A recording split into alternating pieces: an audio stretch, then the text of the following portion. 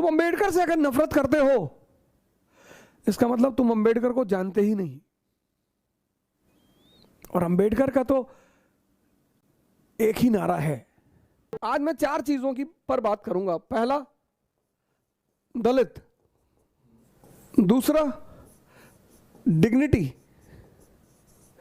तीसरा, धम्मा। और चौथा, डेमोक्रेसी।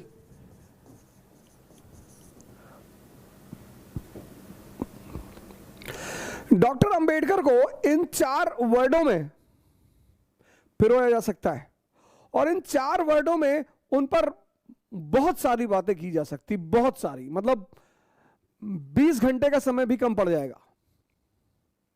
अगर इन 4 वर्डों पर चर्चा की जाए तो 20 घंटे का समय, 30 घंटे का समय कम पड़ जाएगा।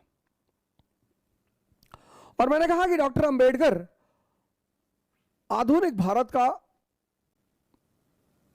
जो मॉडर्न इंडिया है, उसका भविष्य है।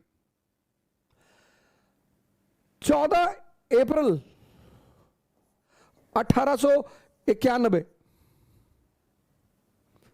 में रामजी सकपाल और भीमाबाई, श्री रामजी सकपाल और श्रीमती भीमाबाई,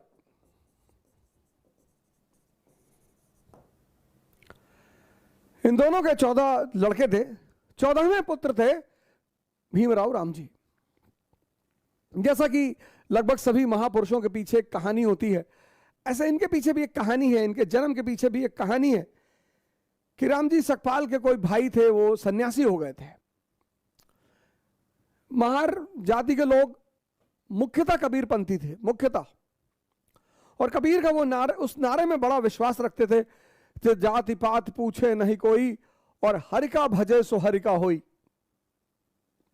तो डॉक्टर अंबेडकर के पीछे भी एक कहानी है कि इनके जन्म के पीछे एक कहानी है कि रामजी सकपाल जी के कोई भाई थे, वो आरंभिक दिनों में सन्यासी हो गए थे। तो एक बार शायद वो संतों के साथ सकपाल जी के गांव की तरफ से गुजर रहे थे, तो गांव की किसी महिला ने उन्हें देख लिया। तो उसने आके रामजी सकपाल जी को बताया कि आपके वो भाई जो सन्यासी हो गए, वो गांव से गुजर रहे हैं। तो सकपाल जी भागते हुए उनके पास आए कि प्रभु महाराज, हमारे दरवाजे चले, हमें भी सेवा करने का मौका दें।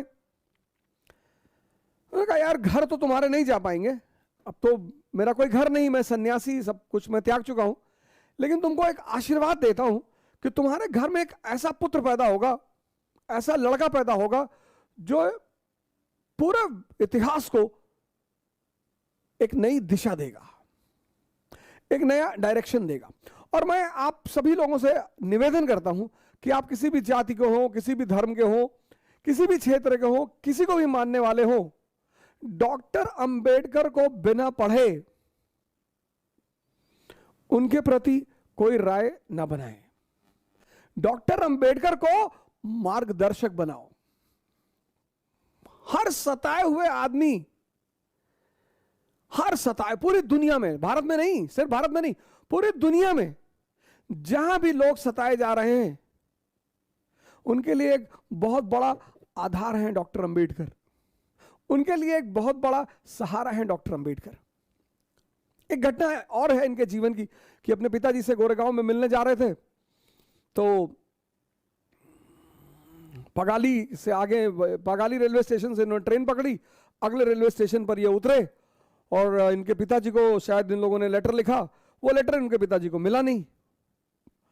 तो ये इन्होंने रेलवे मास्टर से प्रार्थना की कि साहब, हमको और हमारे भाई को पिताजी से मिलने जाना और हमको एक बैलगाड़ी की व्यवस्था की जाए, एक कार्ट की व्यवस्था की जाए। तो स्टेशन मास्टर ने व्यवस्था कर दी। अब वो जो कार्ट वाला था, बैलगाड़ी वाला, वो इन लोगों को लेकर चला। रास्ते में उसे पता चला कि ये दलित हैं, ये महार हैं, अनटचेबल हैं। उसने दोनों लोगों को उठाकर बाहर फेंक दिया कि जो भी समाज में बाहर फेंका गया वो जागृत हुआ। अगर वो जागा कि मैं इसलिए फेंका गया, फिर उसने बड़ा नाम किया। इसलिए दुनिया में सभी दलित वर्गों का सहारा है डॉक्टर अंबेडकर। दूसरी बात मैंने कहा, दूसरा डी जो डॉक्टर अंबेडकर से जुड़ा हुआ है, डिग्निटी।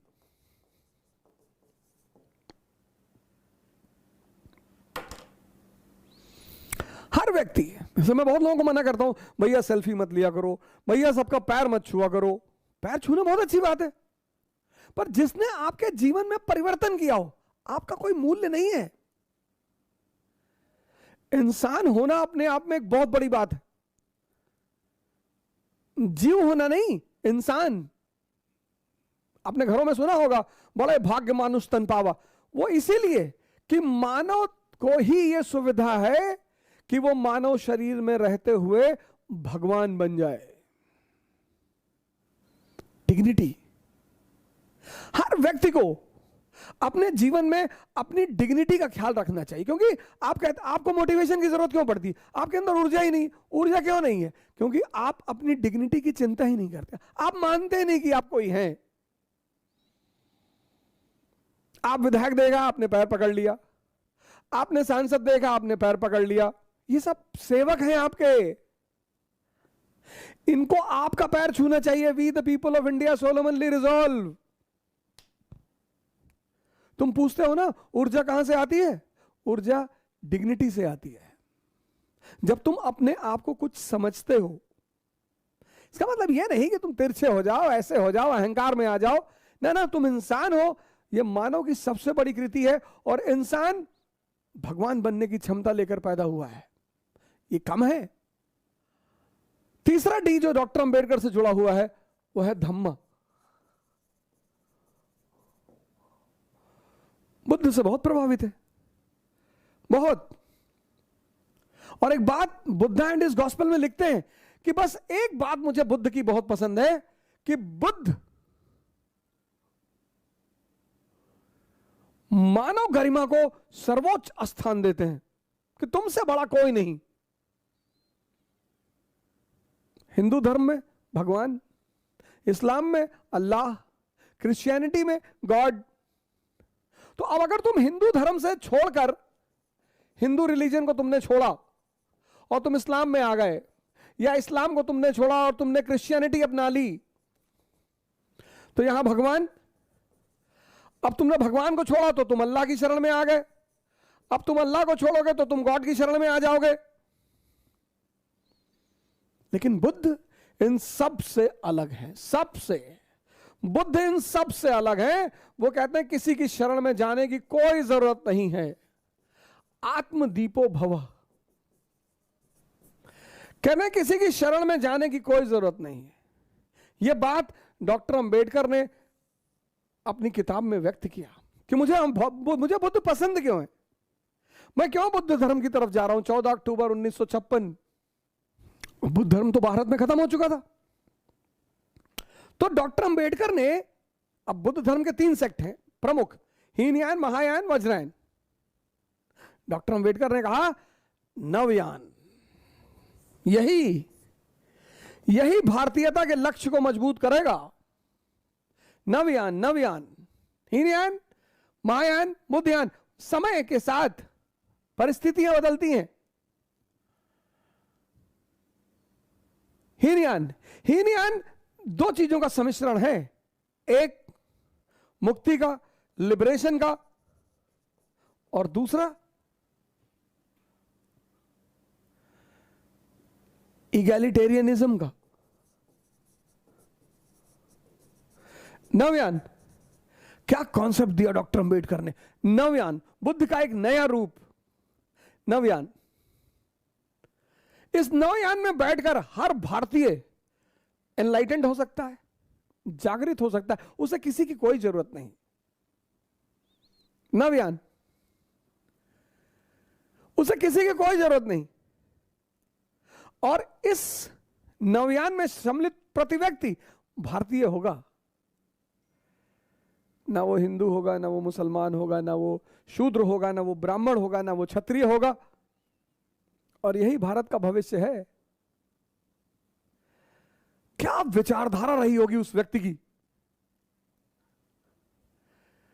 यही भारत का भविष्य है। श्रीलंका में अटेंड किया, बुद्धिस्ट काउंसिल बर्मा में किया, टोक्यो में किया, फिर सब जगह सुनने के बाद तिब्बत से किताबों को मंगवाया, तब उन्होंने एक नए कॉन्सेप्ट को पैदा किया, नवयान। डॉक्टर अंबेडकर ने तो एक बात कही सबसे शानदार, कहा शिक्षा शेरनी का दूध है, जो पिएगा वो दहाड़ेगा। इसलिए तो किताब ली हो उनकी फोटो आती है। अंबेडकर का ये 4D इस देश को बचाएगा। पहला, दलित, जो भी शोषित हैं, दमित हैं, उनको जागना पड़ेगा। दूसरा D, डिग्निटी पैदा करो अपने अंदर। प्रधान देख लिए गांव का, जाके पैर छू ले रहे हो, भैया तुमको खाना दे रहा है यार। तीसरा D, नवयान, भारतीयता की भावना पैदा करो, नवयान। अंबेडकर का बड़ा प्यारा कॉन्सेप्ट है नवयान। और चौथा D, डेमोक्रेसी। और डेमोक्रेसी का आधार स्तंभ है एजुकेशन।